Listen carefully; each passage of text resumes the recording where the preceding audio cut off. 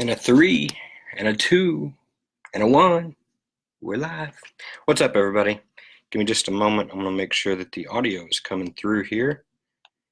I think. And a 1. I hear it. I see it. I'm live. Now, let me just plug this back in because I do need the juice that comes with it. So let me plug this phone in. And back to you guys. So what's up, everybody? So glad to have you here. Let's see. What are we talking about today? Today is Saturday. I am here on a Saturday. Today is Simple Saturday. You see I use that hashtag, Simplistic Saturday. Why Simple Saturday? Because yesterday I talked about side gig stuff, and I want to show you how to be actually effective if that resonated, if you are doing side gig stuff. So let's get into it. What's up, everybody? I see you guys hopping on. Andrea is here. Lisa is here. Good to see you guys. Thanks for tuning in. So those of you who don't know, my name is Justin Glover. Welcome this Facebook Live. It's going to benefit those of you who either have a side gig or you're thinking about starting a side gig for yourself and you want to make some serious income with it. It's also going to benefit those of you that would like to turn your side gig into maybe your main gig, all right, your full-time deal. Also to benefit those of you that think you might currently be overthinking or even overcomplicating your business. And I'm just gonna go ahead and be real with you. You probably are. If you're thinking that you might be overcomplicating your business, you probably are. Julie Shield is here. Hey, Julie, so good to see you here. So let's get into it. What do you say? All right, in the next few minutes, I'm gonna share a few things. I'm in a hotel, so hopefully the Wi-Fi holds up. I just did a live into one of the groups that I have, and it seemed to do just fine. So hopefully you guys can hear me okay. Maybe you give me a thumbs up or a comment or just let me know in the comments, I guess, if I start to go out. But I could hear it on my phone, so hopefully we're good to go, all right? So I'm going to share 3 things that I learned from a book, actually, this book right here. It's called The One Thing, by Gary Keller. The One Thing. All right, it's a great book, actually. It's one of my favorite books. In it, there's 3 lessons that I pulled from it that I want to just share with you, because they are, when I look back over the book, I think these are the 3 things that I would absolutely contribute to. Like, if I didn't get these 3 things, which I got them from the book, then I probably wouldn't have been able to turn my side gig into my full-time thing as quickly as I did. Would I have ever done it? Yes, because I just don't quit. I don't stop. And that's the desire that I had. And so I would have done it, but I'm certain that I did it much quicker thanks to these 3 things that I'm going to share. And so I'm going to talk about the importance of simplicity in business. All right. Simplicity is what leads to or allows for us to be consistent. All right. Simplicity leads to consistency.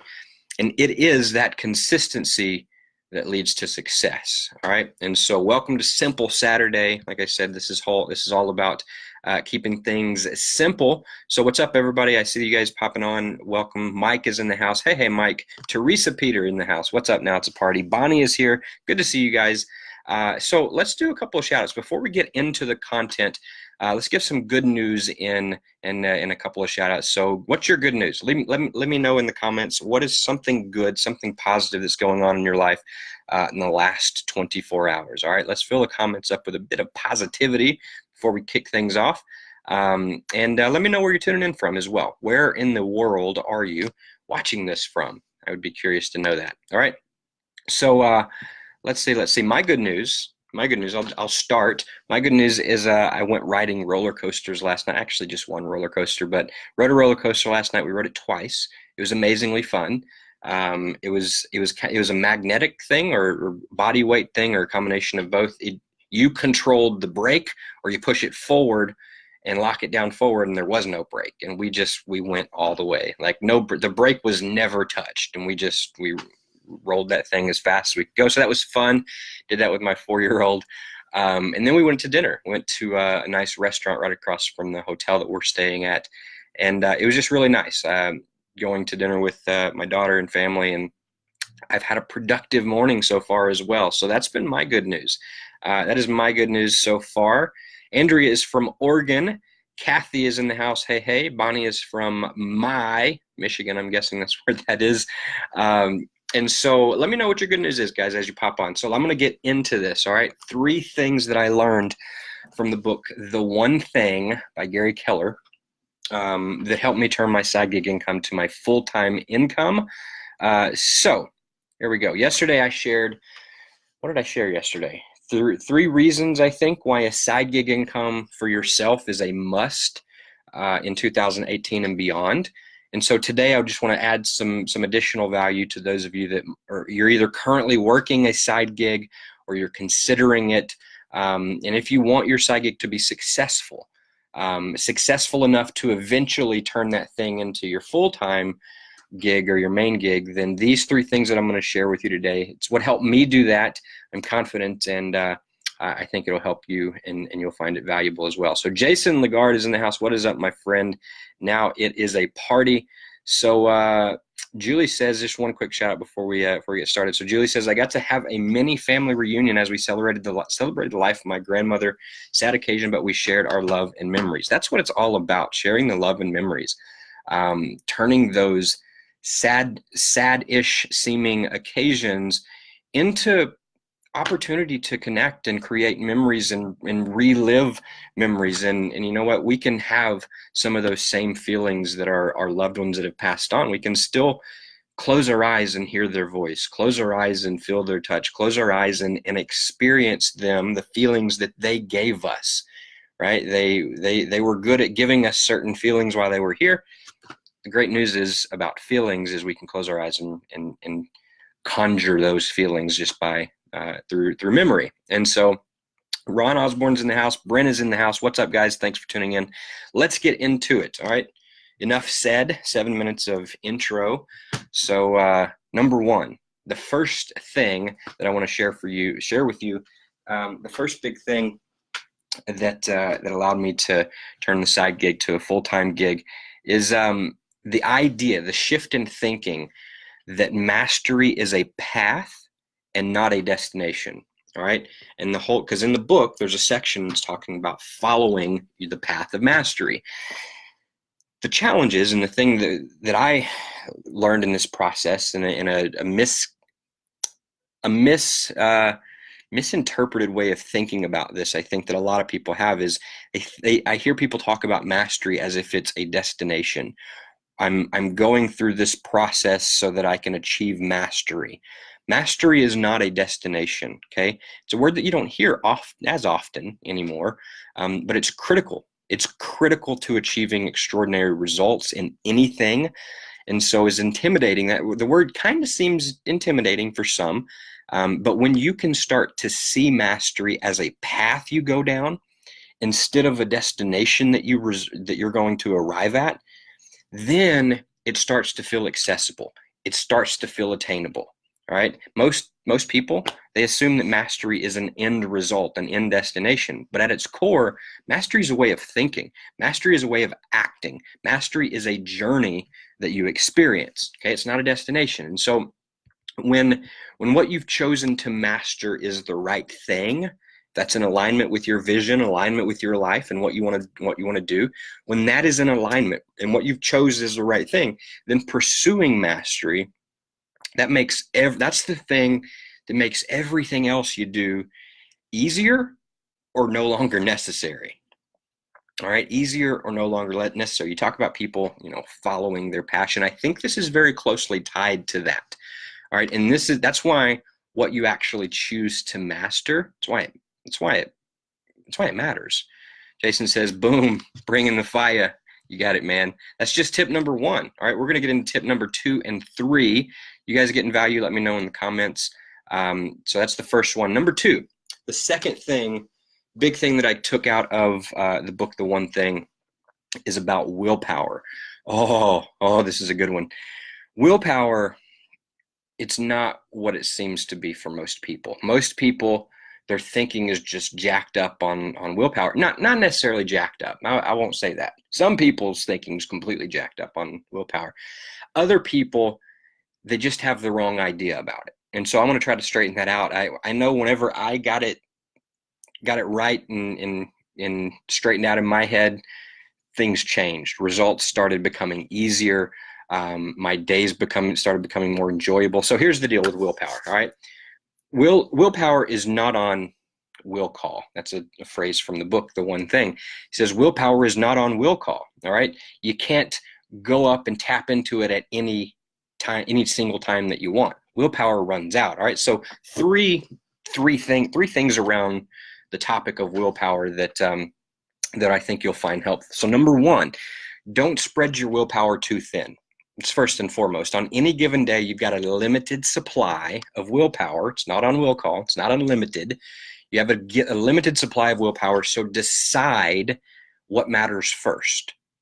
Before you go and you start using up all your willpower, decide what matters the most to you first, and then consciously reserve your willpower for that. If you only got a little bit of willpower and you know that willpower exists and then it helps you get stuff done, reserve it for the things that matter. So first you got to decide what matters. That's number one. Number two around willpower, monitor your fuel gauge. All right, monitor your fuel gauge. And so full strength willpower, it requires a full tank. Like you can't go full strength willpower if you're not primed correctly, if you don't have a full tank of gas inside of you. All right. So never let what matters most to you be compromised simply because your brain was underfueled. All right. So this is about the connection between willpower and nutrients and taking proper care of yourself. And so I've talked before about my priming process, and there's priming processes that you can do to fill up your willpower tank. And when it's low, like, don't sacrifice your results because you're not eating properly, or you're not getting the right type of sleep or enough sleep, or you're not taking care of yourself at the degree that you know you should or you need to be doing. And it's not, eating right is not a once in a blue moon thing. Like, consistently, regularly. I'm not saying you got to be die hard and have a life every once. I ate a piece of apple pie last night. But like regularly, right? Like consistently, always try to be conscious of the fact that this willpower thing, it is limited, and I can fuel it. I got to fuel my tank up. All right. And so the third thing I'll share about willpower is simply that time your task. All right. So do what matters most. Do it first each day when your willpower is actually at its strongest, because willpower is at its strongest earlier in the day. And so maximum strength willpower, it requires, or that means maximum success, but willpower, just the awareness that willpower is at its, it's refueled earlier in the mornings. You got more in the tank. It's easier to tap into the maximum willpower. It's strongest in the mornings. And so leverage that. Don't let that go to waste. All right. Do the things that are most important to you. Number one, figure out what are the things that are most important to you, and then do them in the morning when willpower is at your service. Okay. Don't fight your willpower either. That's a mistake that I've seen people make. Build your days around how it works. Learn how it works. Learn when you're at your best, what time of day. And it might not always be the moment you wake up for everybody. Some people thrive in the middle of the night, or in the afternoons is their time, whatever, right? You set an alarm every hour on your phone for the next couple of days. And when it goes off, just jot down, hey, how do I feel willpower wise? What time of day is it? What am I doing? And you do that for a day or two, you'll start to, dialing in on your zone of genius. When do I operate? When is my willpower strongest? For most, it's going to be earlier in the day. All right. So build your days around that, and let it do its part to build your life. All right. Willpower can be an incredibly big asset to us in terms of building our life and building our businesses, but you got to be aware of it, and you got to tap into it, and you got to use it. All right. Willpower may not be on will call. It might not be an abundant supply. But when you use it first on what matters most to you, something you can always count on. You can always count on willpower if you use it correctly. All right. And you don't have some twisted thinking about it. And that's why I'm so big on my morning routines and morning rituals. I'm always trying to optimize that and make the most out of it. So that's number two. That's takeaway number two, or I guess shift number 2. So let me see what we got in the comments. Let me see. Gary is here. Hi, Gary. You are shopping probably with my daughter. Or out to breakfast or something. Janet is in the house. Adam, now it's a party. Hey, Adam, thanks for joining. Jeff Hernandez is here. Juan, Bonnie says, I needed the info on willpower. Good. Love the info on willpower, says Andrew. Good. So that is just number 2. Let me continue to number 3. All right, number 3, my third takeaway from this book, The One Thing by Gary Keller. Third thing that I got out of that book that really allowed me to just take things to the next level is simply the idea and the concept of making appointments with myself and then keeping them. Oh, this is so huge for me. Prior to that book, I didn't do this. I didn't honor the appointments. I scheduled stuff. I had a calendar. How many of you got a calendar? You got a calendar? You probably make appointments with yourself from time to time. I did that, but that's kind of where it ended. After this book, I realized a few things, and so I want to share 3 things around making appointments with yourself and keeping them. So number 1 is about connecting the dots. First and foremost, connecting the dots, all right? Extraordinary results in anything, they become possible when where you want to go is completely aligned with what you do today. Let me say that again. Let me try to say that again. Extraordinary results become possible when where you want to go, hint, you got to know where you want to go. All right, the results become possible when where you want to go is completely aligned with what you're doing today. Another way to say that is don't do anything today that's not in alignment with where you want to go. So before you do anything, you got to know where it is that you want to go. Most people miss that part, right? Most people completely miss that. So tap into your purpose, clarify your vision, allow that clarity to be what dictates your priorities. Because when your priorities are clear, the only logical course, all right, if your vision is strong enough and your priorities are clear, the only logical thing to do is go to work. Do the things that you know are going to get you there. You can't do nothing can interfere with you when you're clear, when your vision is strong, when it's refueled. All right, so that's the first thing. Connect the dots, all right? Figure out where is it that I am going, and is what I'm doing today getting me closer to there? That's number 1. Like, you got to make sure that happens, all right? So that's the first thing around making appointments with myself. The second thing is time blocking. Time blocking your one thing, all right? Now, in this book, The One Thing, the whole book, the premise of the book is finding the one thing that is the highest leverage thing in your life or activity. And there's a process to go through, and I'm not going to break down the whole book. But blocking the one thing, there's an activity that all of us can do, especially when you're growing a business. All right, you're doing a side gig income, you're building a business. There's one thing that if you do it consistently from here on out, and if you get really good at it, it could completely change your life if you ritualize it. All right. So what are the money-making activities? And are there multiple things that you can do? Yes, of course, there are multiple things, but there's one singular thing if you identify it. For me, it's creating content. For me, it's doing exactly what I'm doing right now. Putting out value to the world. Sharing stuff that I learn with you guys. And so the best way, so whatever that is for you, figuring out what is that one thing, but then blocking time for doing that. The best way to make your one thing happen, all right, it's one thing to say, hey, I figured out what my one thing is, but the way that you make it happen is to make regular appointments with yourself. Okay, so block time early in your day and block big chunks of it, all right? No less than 4 hours is what the book actually recommends. Mine doesn't always have a 4-hour solid stretch of time, but I strive for that, all right? I'm striving for that all the time. I'm keeping that in mind when I'm making my other appointments and filling them on my calendar. So I think about, and think about what I said in tip number 2 or takeaway number 2 about willpower, right? I do this early in the day for a reason, because I know that's when my willpower is the strongest and I can get the most shit done in that block of time. And so no less than 4 hours is kind of what you strive for. But think of it this way, all right? If your time, I got a quote from this book, if your time blocking were on trial, would your calendar contain enough evidence to convict you? If your time blocking were on trial, would your calendar contain enough evidence to convict you? Look at your calendar. Do you regularly schedule appointments with yourself? And then, more importantly, do you keep them? So the third thing I'll share around this concept of making appointments with yourself is protecting your time blocks at all costs.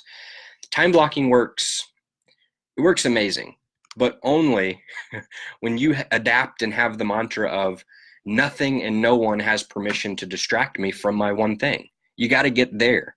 If you're not there, distractions will come in. All right. Now, unfortunately, your resolve alone on that, you saying that nothing's going to stop me, like, that's not enough.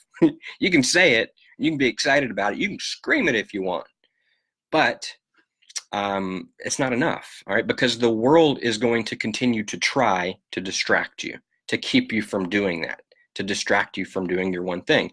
And so be creative. When you can be creative, when you can be, all right? But also be firm when you need to be. When you've got to be firm and you got to stay focused, then don't be afraid to do that. Your time block is the most important meeting of your day. The time that you block with yourself, it's the most important time of the day. So whatever it takes to protect that, then protect it. Do it. All right. The people that achieve extraordinary results, they don't achieve them by working more hours. That's a terrible, just messed up way of thinking about it. Like it's a common way of thinking about it, but it pisses me off because I thought about it that way for a long time. And the only way that I realized that it's not actually a thing is I maximized the hours that I was working. I could not fit another hour into my day to work, but yet I also couldn't make any more money. I realized very soon, this is back in 2008, I realized that my model doesn't work. And so it's not about working more hours. The people that achieve extraordinary results, they achieve them by getting more work done in the hours that they work. Time blocking is one thing. Productive time blocking is what what to strive for, though. That's a completely different thing. All right. So let's see. Jason, I see Jason popped on. Mo is here. Trisha is here. Jessica, hello. Jason, Anthony, what's up, Jason? Good to see you guys here. I appreciate all of you. Hopefully you're getting value, all right? So hopefully you got value from this. I'm actually done with the 3 things. More importantly, I hope that this inspired you some way to be just a little bit better version of yourself today than you were yesterday. If nothing else, maybe you got that out of it, all right? Whatever that looks like for you, I don't care. There's no judgment here. If you did get value from this, though, let me know. Leave me a comment. And if you know somebody that you'd like for them to also hear this message, feel free to share it for them. Share it with them. All right, I'd appreciate it. Maybe they would appreciate it as well, especially if they're working a side gig or considering it or trying to, take it full time. All right, if you got team members that are building it and you think this information might be helpful, might make them more productive, feel free to share it with them. So, like I said, if you did get value, that would be much appreciated. And by the way, you may not know this, but one of the programs that I actually teach and train on and have is on the topic of vision. This is one of the areas of entrepreneurship that's just far too often overlooked. People overlook this all the time, and as a result, they struggle. This is the core cause, the primary cause of people struggling. They're visionless.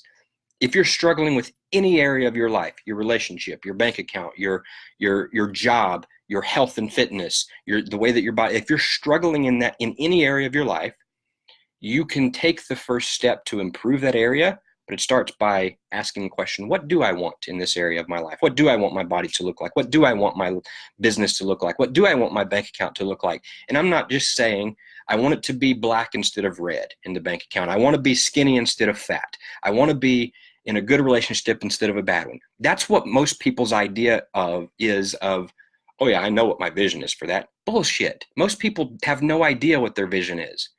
Take it further, unpack it, make it visceral.